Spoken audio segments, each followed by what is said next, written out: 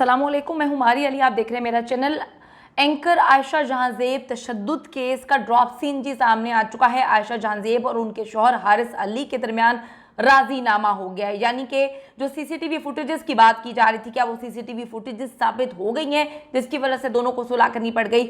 दूसरे शौहर से जो है वो सबूत पेश करने के बारे में बात की थी, अदालत में वो सबूत पेश कर दिए गए हैं। क्या आयशा ने प्रेशर में आके जो है ये बयान बदला, या फिर आयशा को पता चल गया था कि हारिस जिन सबूतों के बारे में बात कर रहे हैं वो सबूत जो हैं अब दुनिया के सामने भी आएंगे। 6 महीने से जारी तशद्दुद के बाद आयशा जहांजेब का दोबारा से दूसरे शौहर के साथ राजीनामा, सुलह, साथ रहने का फैसला, लड़ाई और माफ़ी की असल दास्तान जी आयशा जहांजेब की ज़ुबानी हम आज की वीडियो में डालेंगे, बात करेंगे। एक अफसोसनाक वाक़या पेश आता है जिसकी हम बड़ी मजम्मत करते हैं। किसी को औरत पर हाथ उठाने का हक नहीं, चाहे वो एंकर हो, अदाकार हो, या फिर किसी गांव के छोटे से घर में रहने वाली खातून हो। औरतों की इज्जत करनी चाहिए, उनको मारना पीटना नहीं चाहिए। वो आपकी नस्ल बढ़ा रही होती है और आप उनको तशद्दुद का निशाना बना रहे होते हैं। मारूफ एंकर पर्सन आयशा जहांजेब और उनके शौहर हारिस अली के दरमियान इस वक्त राजीनामा हो गया। बिल्कुल सही सुन रहे हैं। आज सुबह उन्होंने कुछ तस्वीरें जो हैं वो शेयर की थी, पोस्ट की थी अपने इंस्टाग्राम पर, जहां पर उन्होंने लिखा था कि पहले दिन से इतने दिन तक जो है ये तशद्दुद हुआ, ये पहला दिन था या दूसरा दिन था, और इस तरह से हील हो रहा था, रिकवर हो रहा था। लेकिन उसके थोड़ी देर बाद ही जो है वो एक खबर आती है जहां पर जो है इस केस में एक बड़ी पेशरफ्त होती है, जहां पर दोनों जो हैं राजीनामा कर लेते हैं। जब राजीनामा कर लिया था तो लोगों ने सवाल किया कि फिर आयशा का आज ये तस्वीरें लगाने का मकसद क्या था, जिसमें उन्होंने कहा कि हम इस मौके पर, इस वक्त में, इस तकलीफदेह सिचुएशन में लोगों से प्राइवेसी की उम्मीद करते हैं। नीचे लोगों ने लिखा हुआ है कि जी अगर प्राइवेसी की आप उम्मीद करते हैं तो घर के मामले को बाहर क्यों लेकर आए, और अगर आप बाहर लेकर आ गए थे फिर आप लोगों को धमकियां क्यों दे रहे थे कि जी अगर आपने मेरी पिछली जिंदगी में बात की या मेरी उन वीडियोस को शेयर किया जहां पर मैं हारिस अली की तारीफ कर रही हूं, उनके पाँव धो के पी रही हूं, तो फिर जो है मामला कोर्ट पे जाएगा। और फिर कुछ ने लिखा, एक शाजिया हैं, उन्होंने लिखा कि अगर राजीनामा करना था तो फिर इतनी जग हसाई क्यों की, दुनिया के सामने इस केस को क्यों लेकर आए, और अगर आपको पता चल चुका है, आपको पता है कि 6 महीने से वो आपको मार रहा है, तो फिर राजीनामे की तो कोई गुंजाइश बनती ही नहीं है। क्या आपकी भी गलती है जिसकी जो है कहानी सुना रहे थे आपके हस्बैंड के सीसीटीवी फुटेजेस हैं? अब लोगों ने तो बड़ा कुछ लिखा हुआ है, मैं खुद बड़ी हैरान हूँ कि ये राजीनामा अगर कर लिया है तो फिर सुबह ये पोस्ट शेयर करने का क्या मकसद था। आयशा के जो वकील हैं आसिम मुमताज़, वो अपने क्लाइंट यानी कि आयशा के हमरा लाहौर की सेशन अदालत में पेश हुए, अपना बयान रिकॉर्ड करवाया, जहां दोनों मियां बीवी के दरमियान राजीनामा हो गया है। दौरान समाअत अदालत ने आयशा जहांजेब से पूछा कि चेहरा देखकर तो लग रहा है कि ये बहुत जुल्म हुआ है, क्या आप अपनी मर्जी से आई हैं? आयशा जहांजेब ने कहा ये जो भी हुआ है बहुत जुल्म है, किसी औरत के साथ नहीं होना चाहिए, लेकिन जो भी मुअज़्ज़िज़ीन ने फैसला किया मैं इसको मानती हूँ। यानी कि सच में जुल्म हुआ है। कोई औरत ये डिजर्व नहीं करती कि उसका शौहर उसको इतनी बुरी तरह मारे, और अगर आप इस केस को लेकर आए थे, मीडिया ने आपका साथ दिया, तो फिर आपको राजीनामा करने की जरूरत नहीं थी। क्या कुछ और मामला थे जिसको आप मीडिया से शेयर नहीं करना चाहते थे, लोगों से शेयर नहीं करना चाहते थे? क्योंकि बार बार लोग कह रहे थे कि एक साइड की स्टोरी हम सुना रहे हैं, आयशा की स्टोरी सुना रहे हैं। जब उनके शौहर हारिस का बयान सामने आया, वो जस्टिफाई कर रहे थे। मार कुटाई को कौन जस्टिफाई करता है, लेकिन वो कह रहे थे माजत, मेरा गला बड़ा खराब है, कि आयशा जो है आपको बता देंगे। आयशा ने जी सुलहनामा पे साइन वगैरह कर दिए।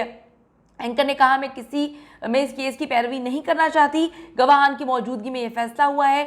आयशा का बयान सुनने के बाद अदालत ने कहा कि यह जमानत की हद तक मंजूर किया जा रहा है, और फिर बाद में जो है चलान पर होगा बरियत का फैसला। वाज़ेह है कि जी कैंट कचहरी अदालत ने मुल्जिम हारिस अली को जुडिशल रिमांड पे जो है वो जेल भेज दिया था, जबकि 10 जुलाई को आयशा ने अपने शौहर के खिलाफ जो है थाना सरवर रोड में ये मुकदमा दर्ज करवाया था।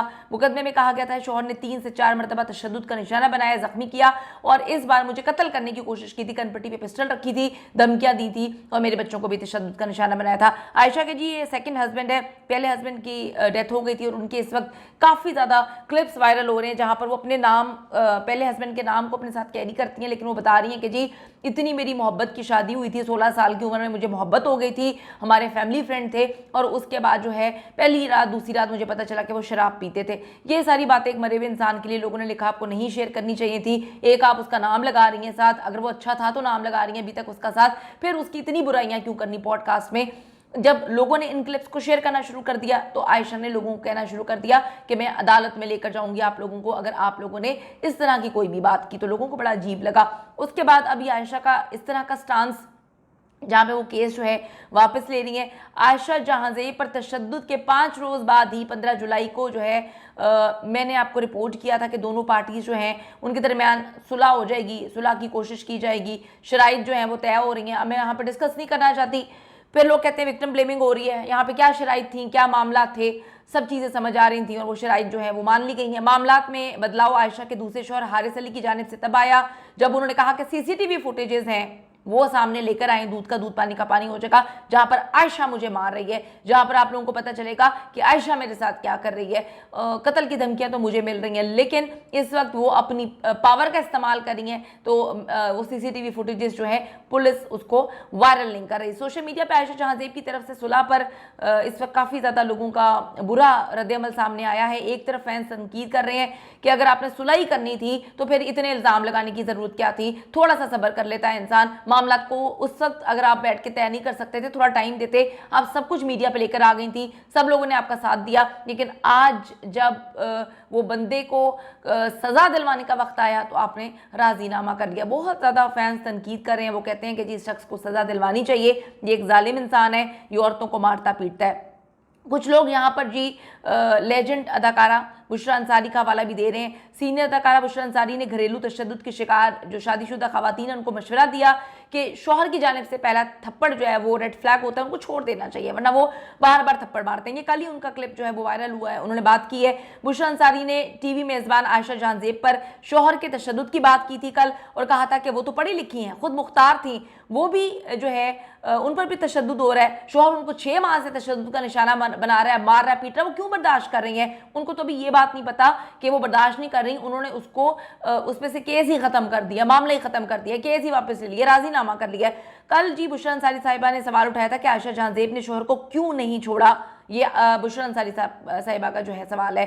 साथ ही उन्होंने कहा था कि मुमकिन है कि टीवी मेज़बान के शौहर अच्छे वालिद हो, लेकिन वो उनके लिए अच्छे शौहर नहीं थे, इसलिए उन्हें पहले ही फैसला कर लेना चाहिए था। ये तो कल की बात है बुशरा साहिबा। आज तो सुलहनामा हो गया अदालत में और सुबह हमने देखा बहुत सारी तस्वीरें शेयर की गई थी आयशा की जानिब से अपने इंस्टाग्राम पर, जिससे दिल खून के आंसू रो रहा था कि कितनी बुरी तरह अजियत का निशाना बनाया, शिकार किया, उसको मारा है, पीटा है, बहुत बुरी तरह मारा है। वो रिकवर होने वाले फेज को साथ साथ लिख रही थी, लगा रही थी, लेकिन साथ ही जब ये फैसला आता है आज लोगों के पैरों तले से ज़मीन निकल जाती है। लोग कहते हैं कि हम समझने से कासिर हैं कि हम कोई देहात की औरत किस तरह से अपनी आवाज़ उठाएगी। यहाँ पर एक मेज़बान एंकर जिसके साथ पूरा मीडिया खड़ा है, जिसके साथ आवाम खड़ी है, वो केस को अगर वापस ले रही है, अगर जेन्युइनली उसका हस्बैंड उसको मारता था तो फिर ये बहुत गलत है, ऐसा नहीं होना चाहिए था। दूसरी तरफ जी मैं आपको ये भी बता दूं कि लोग सीसीटीवी का भी जिक्र कर रहे हैं कि सीसीटीवी ने भी काफ़ी भांडे फोड़ दिए हैं, शायद ये वजह, ये तो अल्लाह बेहतर जानता है क्या वजह, लेकिन अभी तक की लेटेस्ट अपडेट ये है कि जी दोनों में सुलह सफाई हो गई, राजीनामा हो गया। कमेंट सेक्शन में जाकर जरूर बताइएगा कि आप इसको किस तरह से देखते हैं।